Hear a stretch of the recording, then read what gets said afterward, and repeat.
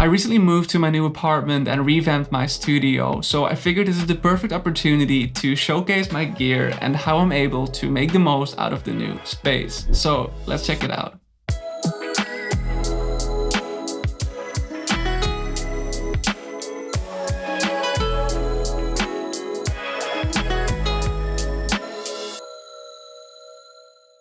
So I've used this space as my home studio for a couple of weeks now, and I really like it. With an area of about 10 square meters, which equals about 107 square feet, the room is quite small, given that this is where I spend all of my time. But there is a certain level of intimacy to it that I really enjoy. And I definitely also love the window view from my spot. And sometimes I totally get lost looking outside. Okay, so let's start with the heart of my home studio, which is my desk setup. And at the heart of my desk is my beloved MacBook Pro. Now, until last year, I was using a Windows laptop from PC Specialist, which was quite good with 32 gigs of RAM and a solid i7 processor.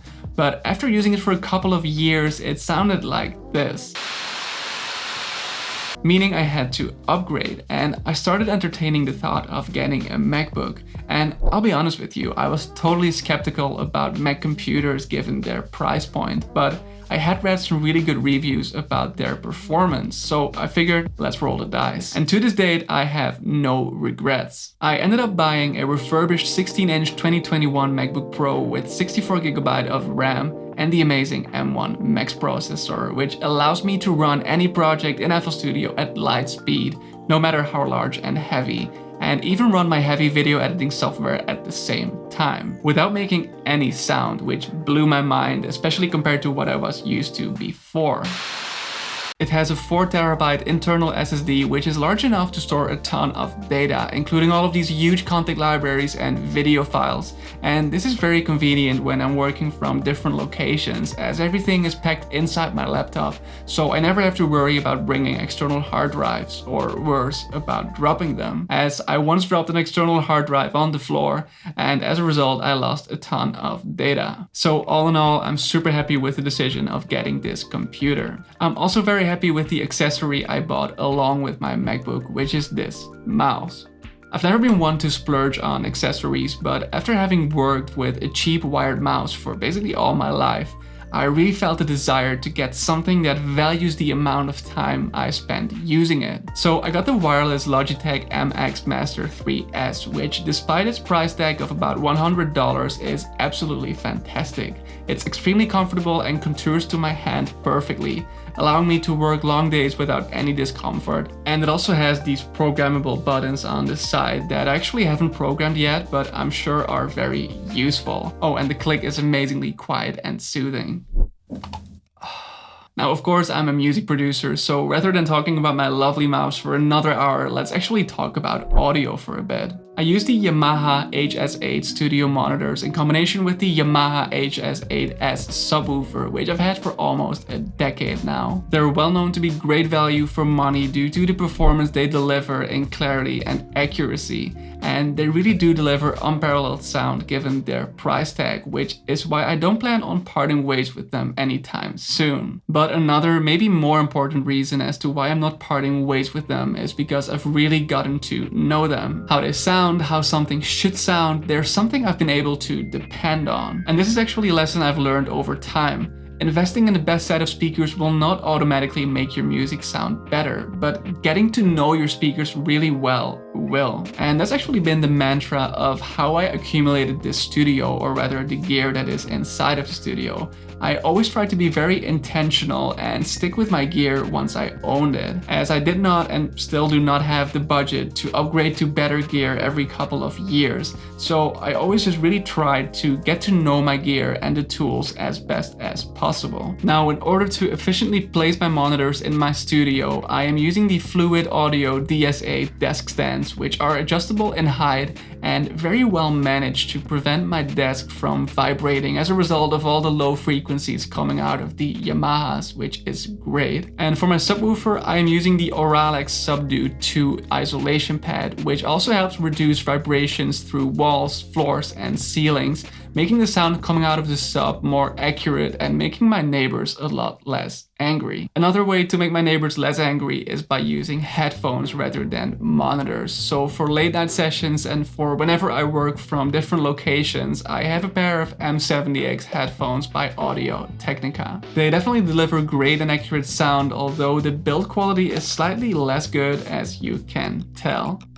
Now, to get sound from my Mac to my monitors and headphones, I'm using the SSL2 Plus audio interface, which I received as a gift from Santa a couple of years ago. It's nicely compact, delivers clean sound without any unwanted artifacts, and also does a great job recording audio, which we can enhance through this 4K legacy button, which adds a little boost to the upper frequencies and adds some harmonic distortion. Which brings me to my microphone, the Shure SM7B, which is mounted to this Rode PSA-1 boom arm, which is a well-known mic that was actually used on Michael Jackson's Thriller, as well as in countless podcasts and radio shows. It delivers a very clear and intimate sound, which is amazing for lots of different applications. Now, as we're talking about audio, let's take a minute to discuss acoustic treatment. My previous home studio was not treated, which is actually audible in some of my older videos, as you can sometimes hear a slight echo on my voice when speaking. So after moving to my new place, I figured let's do it right and have my room treated to first of all make sure my recordings sound tight and dry, but maybe even more importantly to make sure the audio coming out of my sound system is reliable and accurate. Because without treatment, there's going to be reflections coming from walls, from the glass, from the ceiling, which means that the sound that arrives in my ears is no longer very accurate, which in turn prevents me from making sound decisions in terms of mixing. Now, while these Yamahas are definitely good, they sounded awful when this room wasn't treated yet. Because of room reverberation, the bass was all over the place and there was a noticeable echo on basically any sound coming out of the speakers, especially on drums and other percussive elements, which made me feel very uncomfortable as I quickly realized the sound I was hearing was in no way an accurate representation of the sound that was generated inside my computer. So I stressed the fact that the investment in acoustic treatment should maybe be placed higher than the specific speakers being used, as an untreated room with great speakers will definitely not sound as great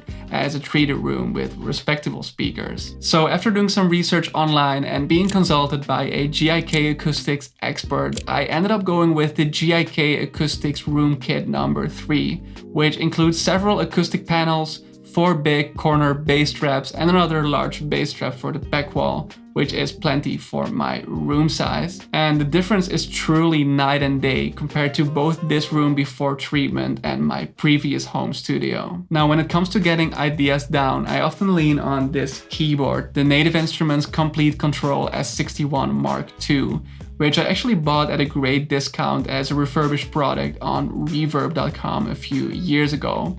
I bought it along this very simple yet solid stand, and it's been an ideal counterpart to my studio because it allows me to come up with ideas organically on the spot, you know, improvising melodies or chords that I probably wouldn't have come up with in FL Studio's piano roll with my mouse. And also it allows me to practice my piano playing skills a little, as these are not that great yet. Besides my keyboard, my home studio also includes this $50 acoustic guitar, which mainly serves as decoration as I haven't learned how to play it yet, which I probably should one day. Now, when it comes to video content creation, the most fundamental piece in my studio would have to be my camera, the Sony a7 III, which I'm using to shoot this video. So hang on a second while I take out my phone so I can show you guys the camera. So it actually wasn't until recently that I began filming my videos on this, as I was previously using my iPhone to shoot all my footage. But then my brother got this exact camera because he's shooting lots of after movies for festivals.